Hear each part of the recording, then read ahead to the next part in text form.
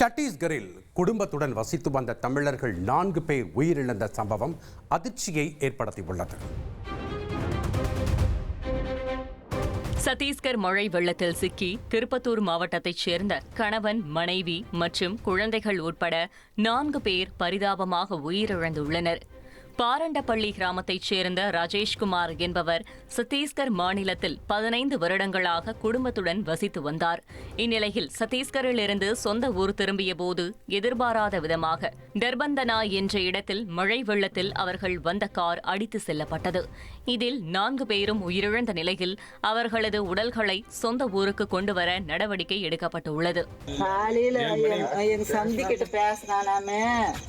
காலையில பேசுறானா அவங்க ஊத்தங்கரையா? ஆமா,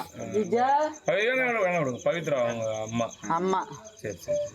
நான் மக ராஜேஷ் தான். அம்மா நான் மகன், என் மகன் மருமக அப்படி பண்ணிட்டாங்க. அதெல்லாம் எப்படி விழுந்துச்சோ என்னன்னு தெரியல. அப்ப பேசிக்கிறாங்க. நேற்று காலையில 1 மணிக்கு எங்க கிழமை மத்தியானம் 2 மணிக்கெல்லாம் ராய்ப்பூர்ல இருந்து ஜெகதல்பூர் வந்துட்டாங்க.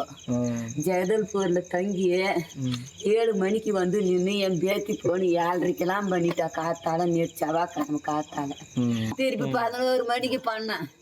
பிள்ளைங்களுக்கு எதனா வாங்கி கொடுத்தங்களே நான் ஒண்ணு பண்ண சுச்சா பிள்ளைந்துச்சு என் மகளுது. அவனுக்கு பண்ணல, அவனுக்கு ஏதாவது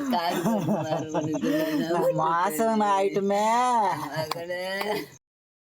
ட்ரெண்ட ஃப்ரெண்ட் ஆக்கிக்கோங்க. தந்தி டிவியின் சப்ஸ்கிரைபர்ஸ் அண்ட் ஃபாலோவர்ஸ் குடும்பத்துல நீங்களும் இணையுங்க.